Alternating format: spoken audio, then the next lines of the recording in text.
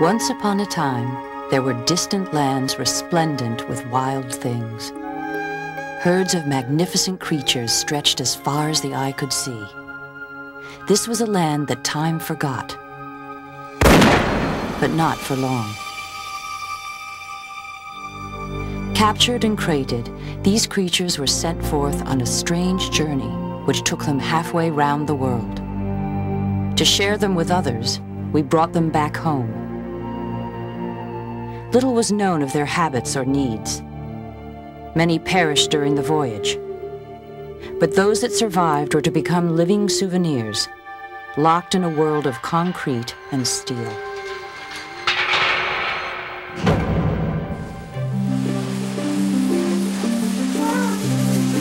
The days of this conquest echo still.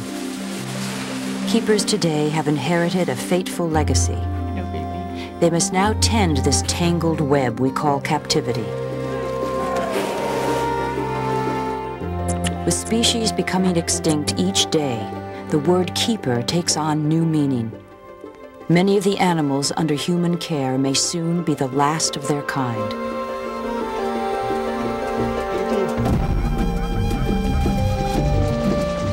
The realm of the keeper is no longer bound to a world of cages and keys.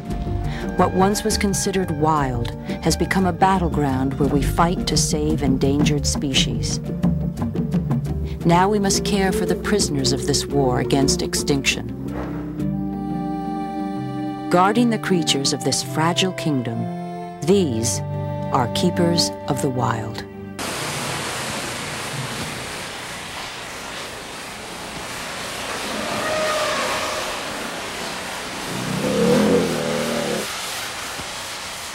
Far from their homeland of Asia, 9 expatriates live out their lives in eastern Canada. In the wild, these giants might travel in herds of nearly 30, walking 20 miles in a day. Though we can never fully meet their needs in our man-made world, those who care for them must try. Only 31 years old, Charlie Gray is already one of the most accomplished elephant handlers in North America. Trunk. For Gray, caring for one of Earth's most endangered species is not just a job. It's a passion. Rex up. Feed! Good boy. Good boy, steady. But the first time I ever went to a zoo when I was about 4 years old, I saw the elephants and I knew right then what I wanted to do. My whole family went to the zoo and I stayed in front of the elephant exhibit and they went around and saw the whole zoo, and when they came back I was still there. After years of training, Gray makes working with his 5-ton charges look effortless. Back up, Wimpy. But in North America, 10 elephant handlers have lost their lives in as many years. While many consider adult males too dangerous to work with, Close the door. Gray handles 3. These former circus elephants were to be destroyed before Gray offered them a home. Good boy. At the privately owned African Lion Safari Park west of Toronto, Gray is able to allow the herd remarkable freedom. We bring them out as often as we can. There will be times when we spend 3 or 4 hours taking them in the woods and let them browse or let them play in the mud. It's real important for elephants to have time off.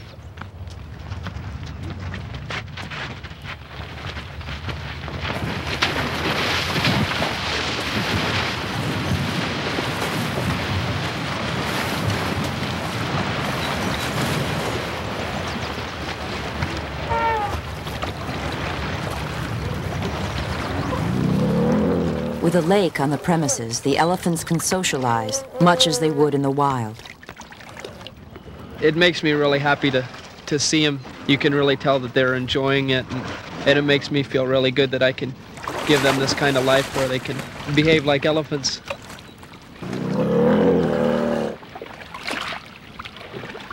The females spend a lot of time just hanging out with each other. Wimpy she just lets the baby play around, and he's getting more and more independent, so she doesn't worry about him as much. The males go off by themselves and have a good time. Tusco, he'll play by himself for hours. I've seen him break ice 8 inches thick and go swimming for 45 minutes just to have a good time.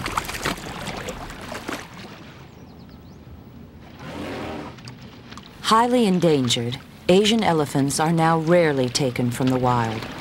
Captive births are imperative, but the success rate has been poor.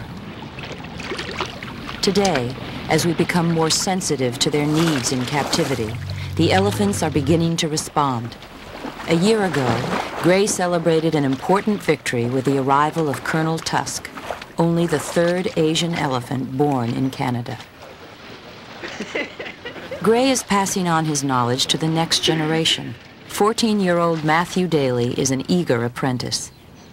Since some of the elephants at the park are former circus animals, Gray still works with them, believing they benefit from the exercise and mental challenge.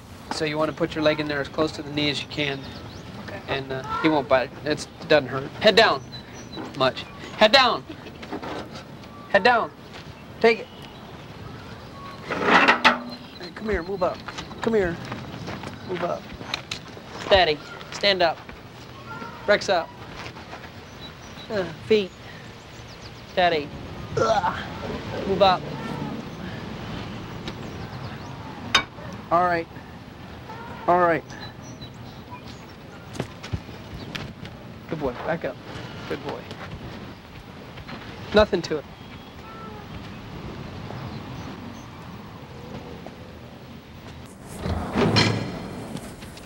Gray's day begins at dawn and ends well into the night. The last thing before I go to bed, I come in, feed the elephants and clean up after them. It's my time to be with all of them and see how everybody's doing. Because sometimes during the day with all the hubbub going on, I kind of lose track of them, and it's nice to let them know that I care about them. Girl, Rosh. Come here, Rosh. One time I went down to the Caribbean, see what it was like to take a vacation, and I guess the first thing I thought about when I was walking down the beach was, boy, this would be a nice place to have elephants.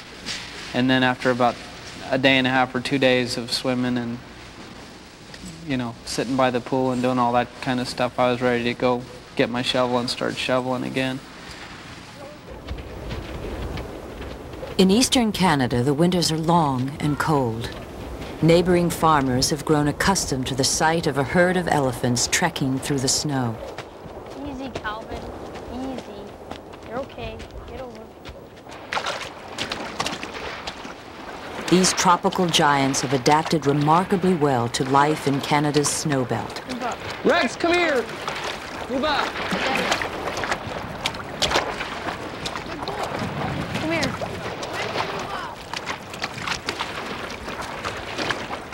Move up. But winter brings with it some difficult months. The park is closed to the public and draws no income. Gray has found a way to help out during this lean season. Calvin, on your head. Ooh. Steady. All right.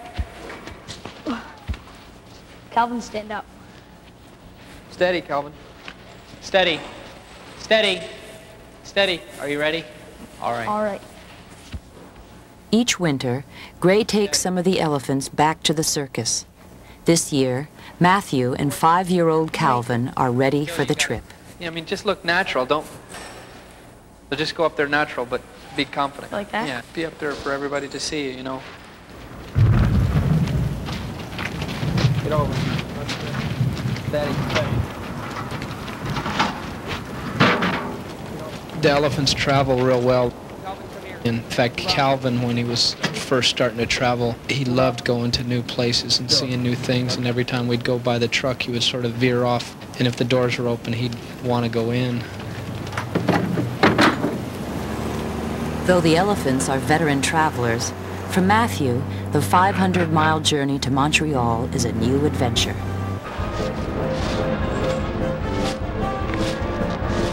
Steady.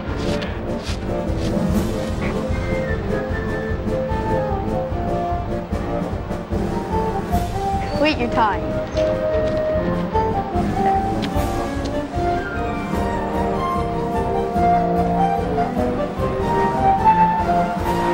Des tonnes et des tonnes de talents, les vedettes du cirque, Charlie Gray,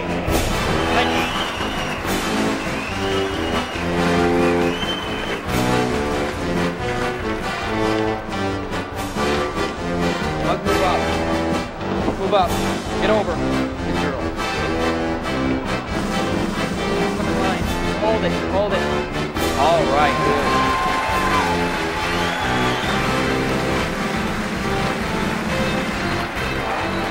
Calvin, on your head.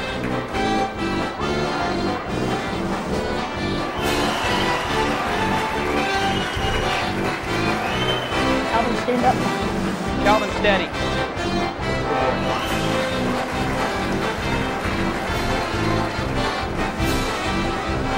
All right, Calvin.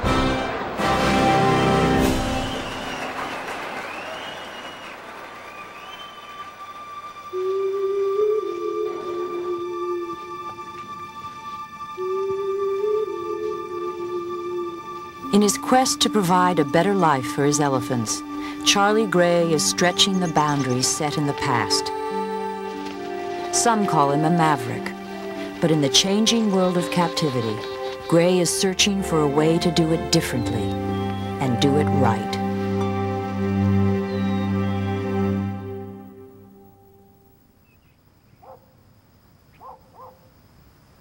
An ordinary house on the outskirts of Atlanta shelters some extraordinary residents.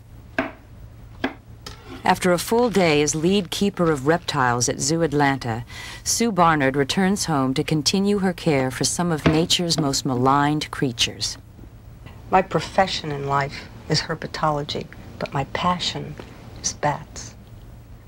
Barnard lives with 35 bats. This giant fruit bat travels with her to classrooms, helping to dispel the prejudice that threatens many bat species today. Barnard is teaching Atlanta that these gentle mammals pollinate plants and eat up to 1,000 insects an hour. The city is changing from one that exterminates bats into one that protects them. Barnard never knows when an injured bat is going to appear on her doorstep. Are you Sue Bernard? I sure am, and I was expecting you. Hi, This is our I'm Bill. yeah, it's our This is little girl. victim here. Yeah, it's a good girl. Let's check this out here. What about your wings? Got a little bit of a tear back here from the fence. Yeah, you got hung up on that. Let's check this out over here. Come on. This red bat was lucky. Its encounter with a barbed wire fence at a nearby police station was not severe. Barnard hopes that after a short rest, it will be strong enough to return to its life in the wild. You know, when you raise this animal and find out that it is a very fine little animal that has eyes that see, that has a nose that smells, that has a mouth that doesn't bite necessarily, and that responds when you hold your hand out, it comes to you. And it's not all these things you've been brought up to believe. All of a sudden, you know, it's, what can I say? It's a new world to you. It's some new thing has been opened up to you. You know, when you look into a microscope, it's a new world. Well, when I had a bat, this whole new world opened up to me. And a whole new group of friends. I get a lot of calls after work because people find something wiggling in their driveway or the cat will have something. Where are they? She's right around the corner here. She's been out here ever since we called. Oh, Bless her heart. wow, I bet it fell from those eaves. The baby sometimes will fall from the roost when they live in the vents of the attics. Rescues have become so numerous that Barnard has enlisted help from volunteers she calls bat moms. Oh, perfect timing. Got a live one, huh? Oh, it's chirping like crazy. Oh, put him in here. Okay. Here, in here, little guy. I train local women to take care of the bat babies. All right. And that way it frees me up. The bats still get good care. Bye. Okay, take Thanks care. again. Take care.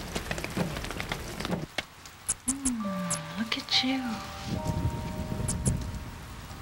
This is Patty Janator's second year as surrogate mom to a baby bat. I didn't know it would change my life. She needs to be fed every 2 hours, and it takes about 20 minutes to feed her. So I have to arrange my life around her schedule. It's sort of like a baby, I think. Oh, yeah, there you go. Ooh, find that puddle of milk. Look at him go. Since Janader cannot teach it how to survive in the wild, this little bat will depend on human care for its remaining 30 years. In only a few months, it will begin its career as an education bat, teaching children the importance of these shy creatures of the night. Nice, plump little milk-fed belly. You're full. I'll go back to sleep now.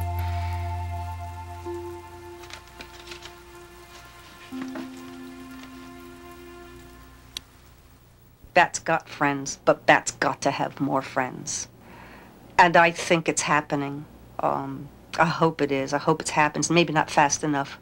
We don't know. Bats are going to die out if it doesn't happen faster. But yes, Bat's got friends, but they need more. They need a lot more.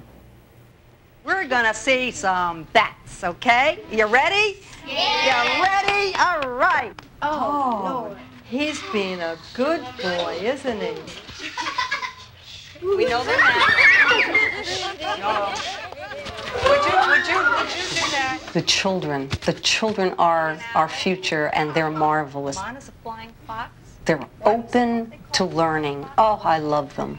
They have no preconceived ideas, and they see and they form their own opinions by what they're seeing. Look at Amy. Now, Amy is called a big brown bat. Oh, she opened up her eyes.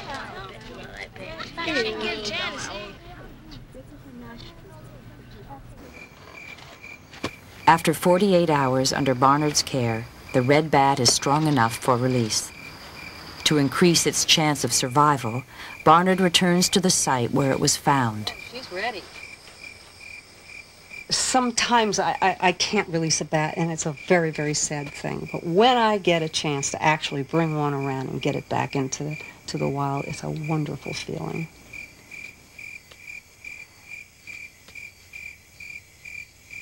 Oh, wow. Okay.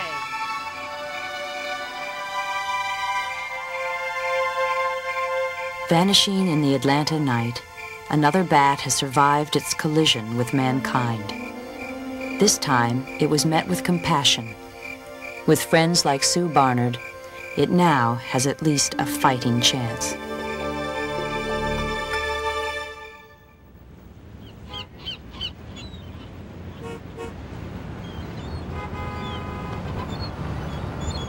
In the city of San Francisco, Jack Castor has become a legend. I've been clawed by lions, bitten by tigers. I was chased down the hallway by a grizzly bear. I've been knocked down by an elephant. And I was, regurgitated upon by a camel, which was one of the worst things that could have happened. Jack Castor has reported to the Lion House at the San Francisco Zoo for nearly 4 decades. At first glance, little has changed in Castor's world. For the past 39 years, I've walked around the Lion House to make sure all my animals are all right. And as I come past the male lions, I go up to make a phone call. When I get to the phone, I notice that they're both looking at me. Hello? Hello, Anna Marie. What is it that you wanted me to bring home tonight? They watch me the whole time I'm at the phone. They listen to my conversation. Everything all right? Yep. Bye-bye. And then as I walk down towards them, they both come to the front here and they greet me. Topo, how you feeling? Come on. How you feeling this morning? Jerry, you look like you're sleepy. Yeah, you see those eyes kind of drooping there. You just look like you're sleepy this morning. Castor thinks of his cats as family. Some 300 babies have been born under his care. But those days are over. In order to curb overpopulation and prevent inbreeding, births are now tightly controlled. The old Lion House, once full of cats, now holds mostly memories. This one here is for Topo, this is for Jerry, this is for Prince Charles. Certain pieces of meat I give to certain animals, depending on their weight, how much they eat, and also their personalities. Well, these 2 pieces are for Sedova because I try to select the best cuts of meat for her. because she's sweet. Sedova is Castor's favorite tiger. At 19, she is well past her prime. Kidney disorders are common among the older cats, and tests show that Sedova's kidneys have begun to weaken. But old age and illness have only deepened the bond between Sedova and Jack. Sedova. Sedova. Time for your pill. Time for your pill, sweetheart. You know, baby. She knows when the pill's in there, and she tries to spit the pills out. Come on. Right here. Come on. Right here. Come on. But so far, she's doing real well on the medication. She's very alert, and I hope she keeps going for another 19 years. Come here, sweetie. Sweetheart. Here, sweetie. Here you go. Sedova's been the type of an animal that has had a personality that is absolute sweetness. She grew up that way. She's been very friendly. I've been inside the cages with her. I've been out in the grottos with her. Since I've been in the lion house, I've raised over 300 animals in here, and about 40 of those I've taken home and raised at home. And I've had tigers in my refrigerator. I've had them on my couch. I've had them run through my kitchen. But those days are over now. I can never have these babies again. Even without the lure of baby cats, crowds still gather to see Jack Castor in the daily lion feed at the San Francisco Zoo. Hi. Are you knocking at my door? Yeah. Yes? You want to come in? Yeah? Okay. Come on in. I'm a little short of heat today, so I can pick some of the crowd here. Come on. I have people come in here and tell me, you know, I used to come in here when I was 5 years old, and 30 years later, and I'm still talking to you. How long have you been here? Way down on the left.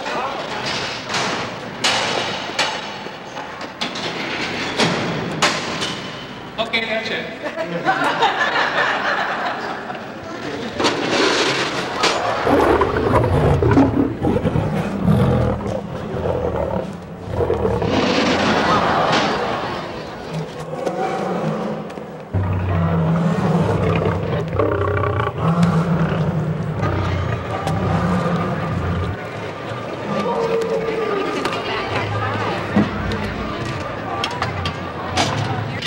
All right, if I give you that, you take that up on the shelf, Charlie? Huh? You take that up on the shelf? Huh? All right. Take it up on the shelf.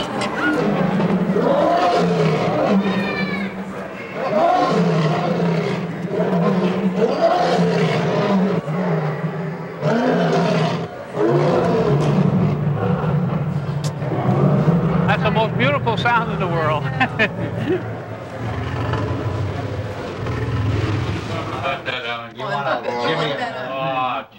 This must have been my third day at work. One of the white wolves just went running by, and I'm, you know, a new keeper, and I'm thinking, my God, what should we do? We have to respond, call code 1. And Pat turns to me and says, my boy, first we go to coffee, then we catch the wolf. The bond among keepers runs deep, perhaps now more than ever before. Today, keepers are faced with complexities Castor never dreamed of in his younger days. The AZPA says no, but they don't want to breed him. Too many white tigers, I guess.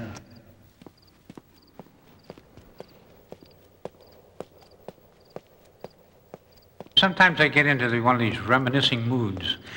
The building is empty, and it looks 3 times the size that it is, you know.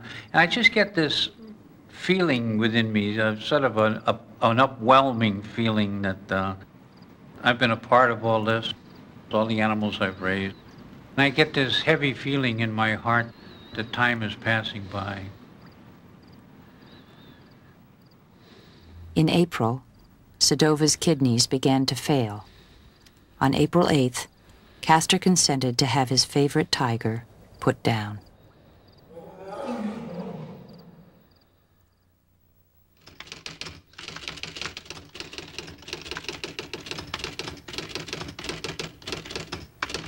Margaret Cook has spent the last decade trying to locate missing animals.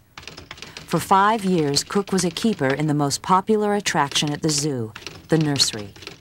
In the past, some zoos were so eager to please the public with babies, at times they failed to consider what would become of them once they grew up.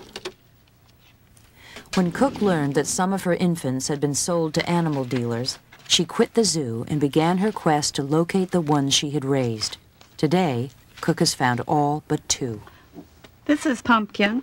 We used to call him Punky or Pumper Joe after a little red fire engine in a children's book. The last time I saw Pumpkin, he was only 3 years old. He was sold to an animal dealer in Germany, and we had to put him in a crate, and he had to go into the hold of an airplane, and it was pretty terrible. He was going to be all alone, and so I wrote on the side, "My name is Pumpkin, please talk to me and give me a cool drink of water." But Pumpkin's travels would not end in Germany.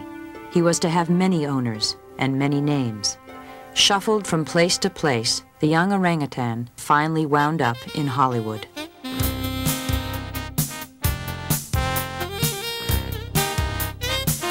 With their extraordinary intelligence, orangutans make ideal performers until they become too large to handle. At the age of 11, Pumpkin was sold to a safari park in Texas.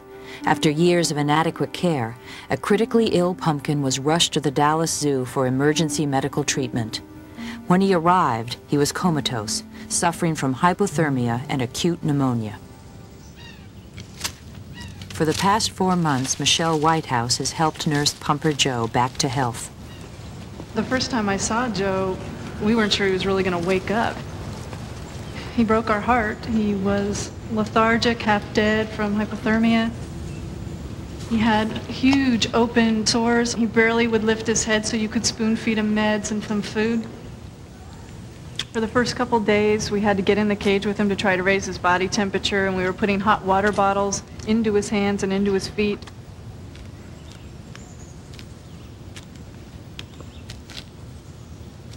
When he first came in, we wanted him to get motivated about life and about being here.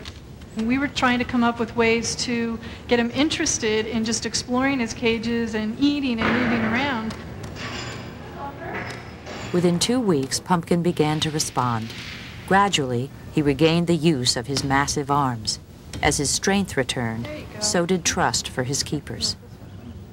The thing that makes Joe the most special is, despite everything that he's been through, all his moves, all the different people that obviously have been involved in his life, he is loving, cooperative, and he gives anybody a chance.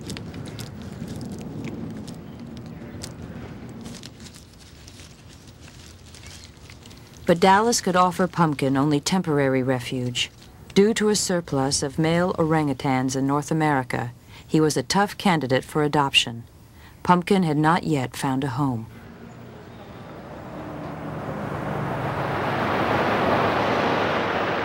Once again, he was packed into a crate and his travels resumed.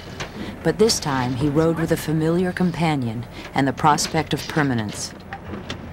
Hold on.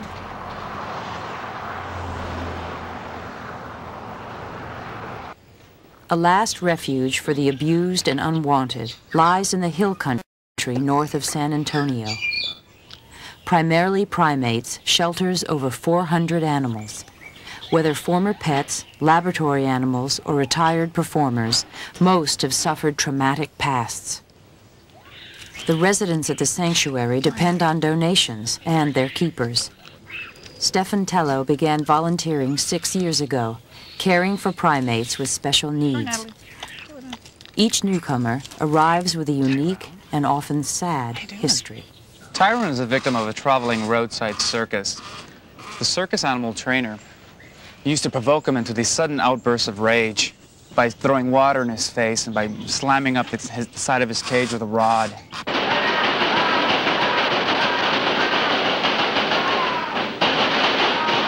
The shows lasted 45 minutes. 3 times a day, they just knocked the hell out of this cage just to get him really angry so that he would just bounce around the cage and do this like little performance. Tyrone the Terrible. This is Tyrone the Terrible. You're ugly, you know that? You're ugly. He's not so terrible at all. He's just sad. Pumpkin arrived at dusk while the neighbors looked on. The sanctuary's only orangutan brought a new set of problems. Limited funds meant limited accommodations. A cage had been hastily built, but it was small. Barely large enough for an orangutan, it would have to be home for now.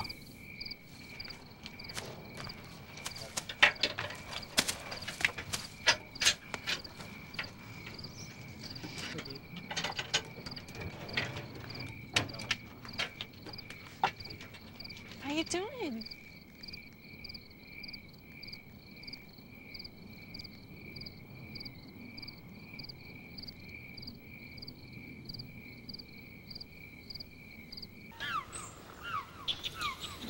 With the next morning, time had come to part with a dear friend. I knew it was going to be tough having him leave Dallas, but I don't really want to say goodbye to him. Mostly because of myself. I don't want to get upset. They definitely pick up on your feelings, and I don't want to upset him because he wouldn't understand why.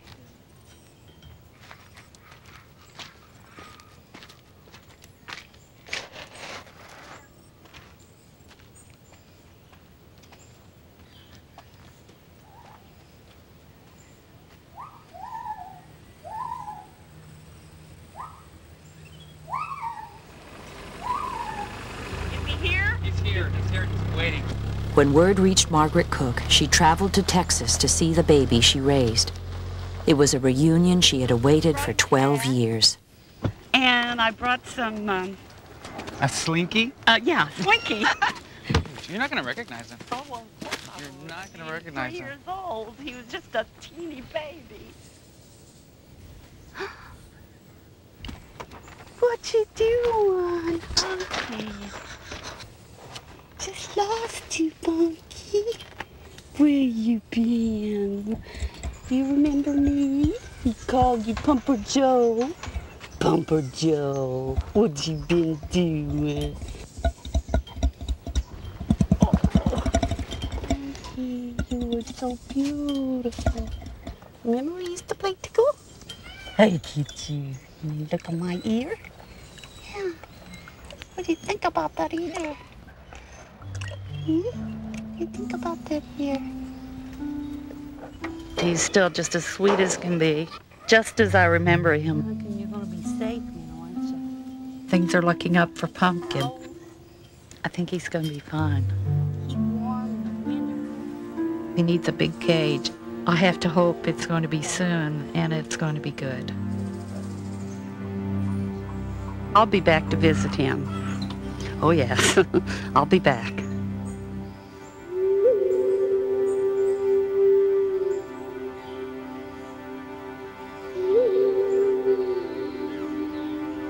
Far from the rainforest of his ancestors, another displaced animal has been found at last.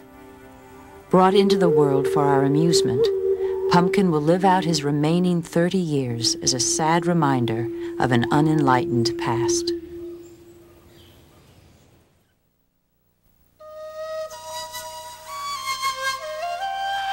Central America has lost nearly a third of its forests in the past 3 decades.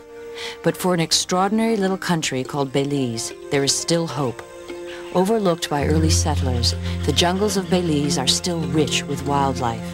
Today, this inheritance is fiercely protected by locals like Tony Garrell. I always wanted to work with animals. I was born in Jamaica, and we moved to Belize, and I was in animal heaven. Bye, Brenda. Today, Garrell is lead keeper and curator of a tiny zoo carved into the edge of the jungle. Belize's first and only zoo was built on a shoestring by biologist Sharon Matola in 1983 as a haven for unwanted and injured animals. All are indigenous to Belize, and most are endangered. Imprinted on humans, they could not be returned to the wild. Today, these animals serve as reminders that their relatives in the forest need protection. I still prefer to see animals in the wild, but if you can't return them to the wild, it's your obligation to give them the best care in captivity. Although the zoo will soon relocate to larger, more sophisticated quarters, for now, Tony and the keepers work wonders in this makeshift haven. Residents like April the tapir receive only the best.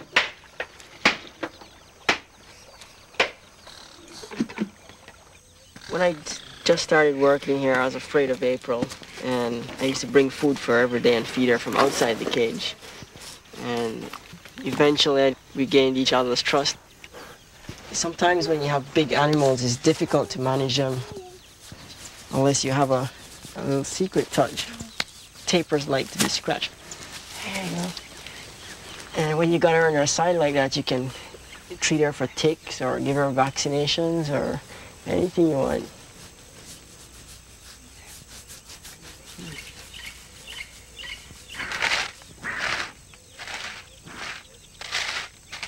A lot of people think vultures are ugly, and when they come through here and they see the king vulture for the first time, they're surprised to see how beautiful the vulture is. How you doing? How you doing? Where's Tex? I helped hand raise Rex from he was a little baby when he came here 8 years ago, and I watched Rex grow up. I fed him every day, and I come in here every day and clean the cage, and he got to know me and I got to know him, and we're like family. Okay, here's Tony. He'll take you around. Come on, I'll be your guide. One of the goals of the Belize Zoo is to educate the people of Belize, let them know about their flora and fauna, and tell them why it's important to preserve them. The future of Belize is in the hands of the children. Okay, I need one brave person to hold the snake. Okay, I'll let one person hold it. I'll put him around. He won't do anything, I promise you.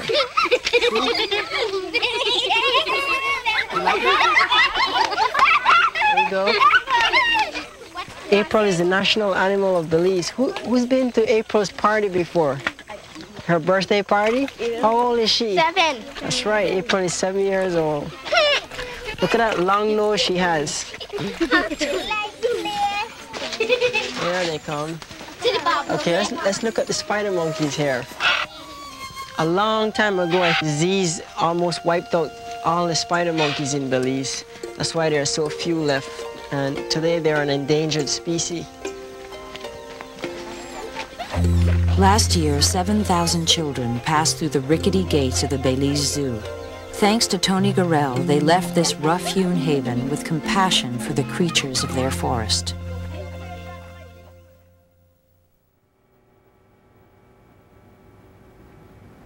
This small creature has lost its home on the South Sea island of Moorea. Driven to extinction in the wild, only a handful of Partula snails now live as exiles in captivity. I never thought I'd ever be working with snails. And it's certainly been one of the most challenging, difficult species I've ever worked with. At the Wildlife Preservation Trust on the British Isle of Jersey, Quentin Bloxham works to decipher this delicate creature's needs. He is part of a small but worldwide effort to save the Partula. Seemingly insignificant, even the snail plays a key role in the balance of nature.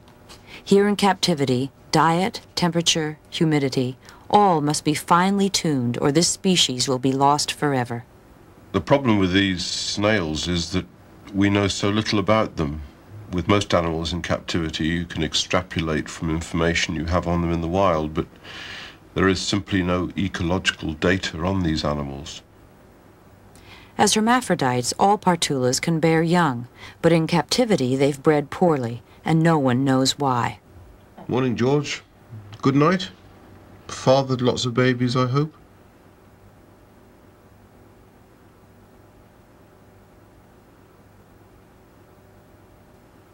We clean out our Partula collection and count each individual twice a week. And you have to be careful you don't clean off the babies with a paper toweling and throw it in the bin. Bloxham cares for 4 species of Partula.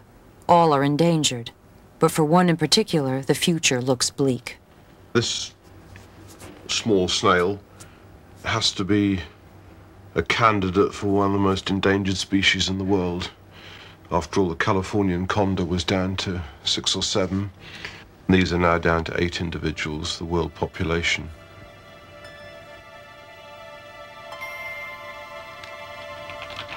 Eight months later, their number has risen to 30.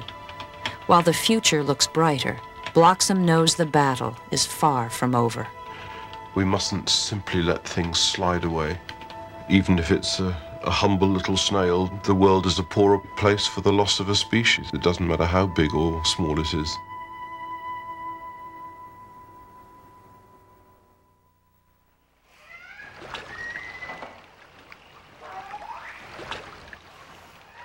One of nature's most charismatic creatures, a killer whale in captivity, is estimated to be worth $1 million. Here at SeaWorld, Sharon Viets carefully monitors Kasatka, 17 months pregnant with her first calf.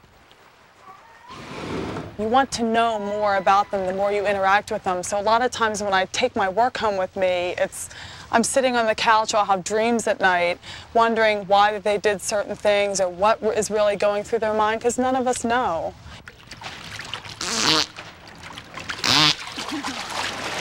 I can't think of any other job that captures your feelings and your heart like interacting with these animals. There have been only 6 successful births of killer whales in captivity in North America. 2 meters, 41 centimeters. This will be the 7th, if all goes well. Okay. And distance between mammaries, the last thing we need. 21 centimeters. Good girl. Got your baby in there? Good girl. Kasatka and her 2 whale companions each receive 200 pounds of fish a day and meticulous care from their trainers. Still, critics question whether we can fully provide for these complex creatures in an artificial world.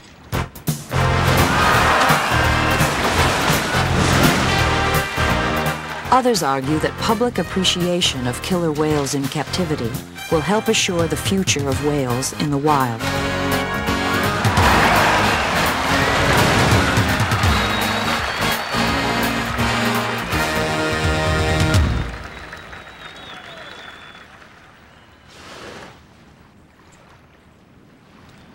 For months, the birth watch has been 24 hours a day.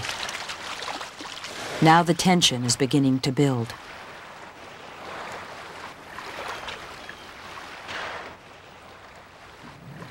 At 9:15 on July 9th, the tail flukes of a baby killer whale finally appear. For 3 hours, Kasatka circles the pool as an anxious staff stands by, prepared for emergency.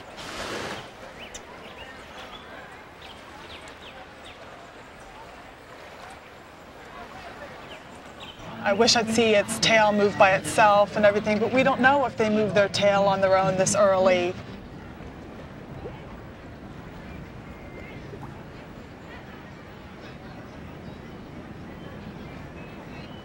Oh my God. Oh my God, look, ah!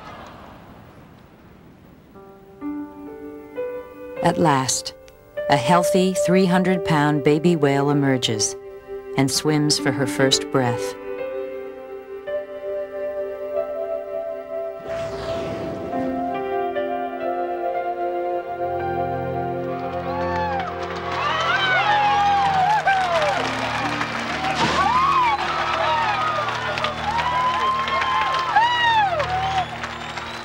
Before a cheering crowd, Kasatka gently guides her infant around the strange confines of this artificial ocean, far from the North Atlantic waters, where she was born.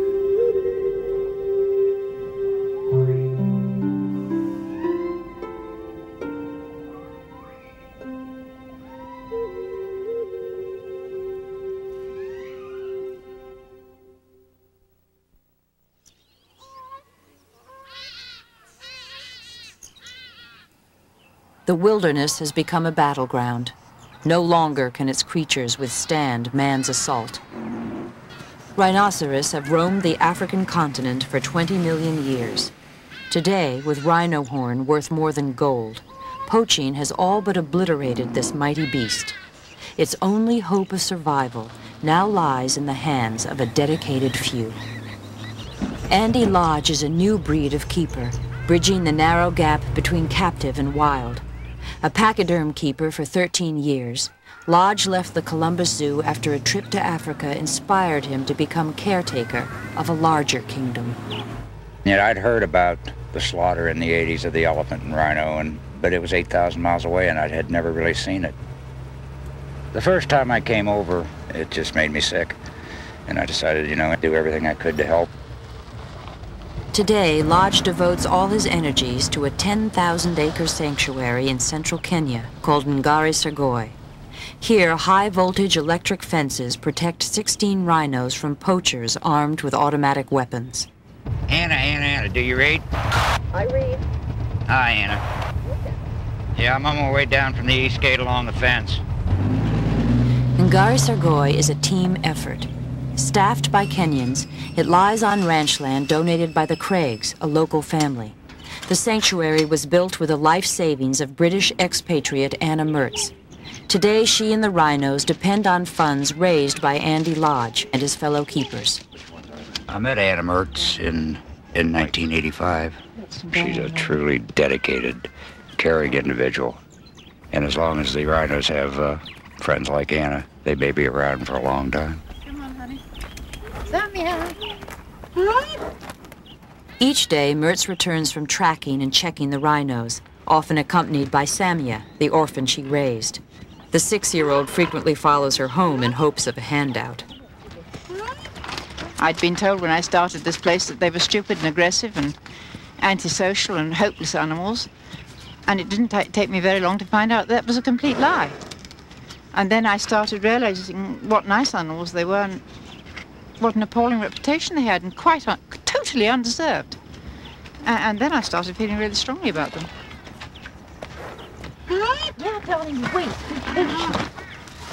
I'm the only mother she's known. She never knew her mother. Her mother deserted her at birth and walked off. So she's very gentle with me.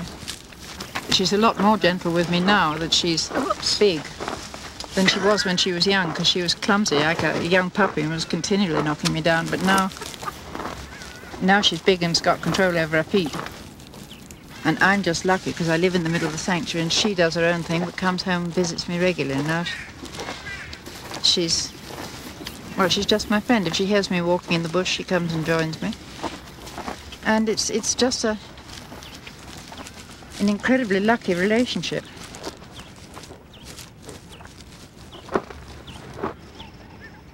The rhino's relationship with man hasn't always been so fortunate.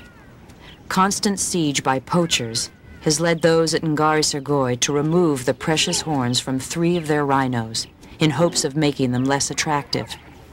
Still, the rhinos are watched by armed guards 24 hours a day. But poaching is not the only threat facing these rhinos.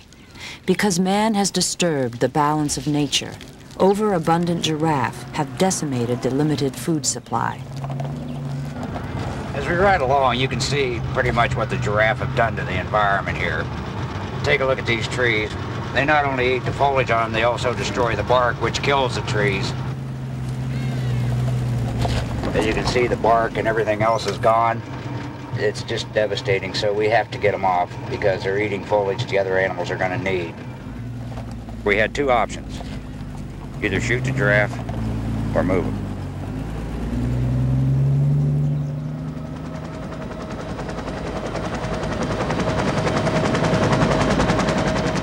"500 giraffe would have to be moved. Despite limited resources, an ingenious plan was devised. The giraffe would be gathered and relocated to a neighboring park where their numbers had dwindled. To build this giraffe chute in the middle of the bush, it's an engineering feat. This is the biggest giraffe move ever attempted in Kenya. Once it starts, it moves very quickly, the whole thing. So everybody has to know their job. They have to be ready to go because there's no second chances.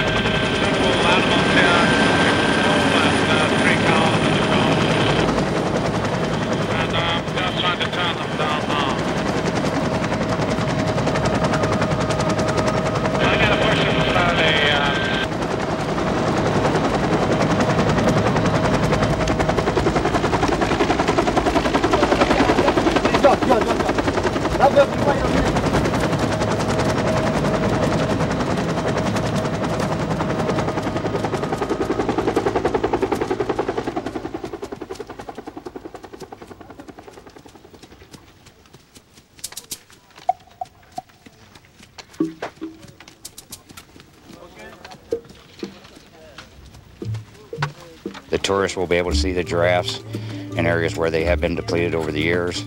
Locals will realize revenue. It's going to benefit everybody.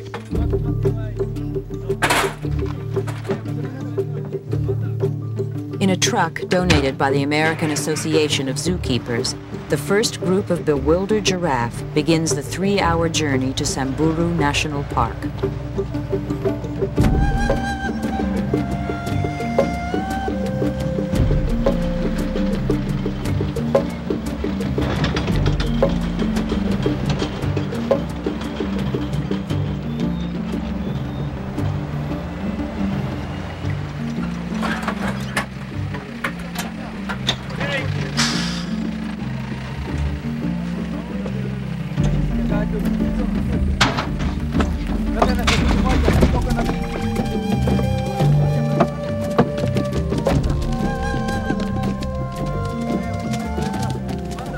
In a world now ruled by man, the desperate needs of our human population have left little for the animal kingdom.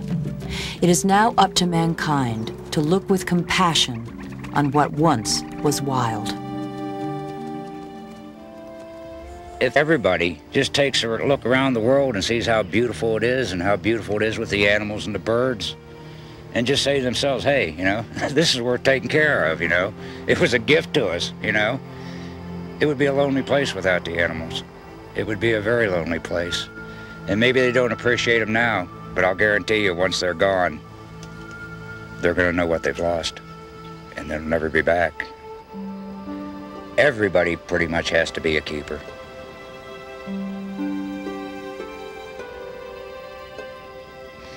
Look at this place. This is what we're keeping right here. It is nice, ain't it? I just hope we don't lose it.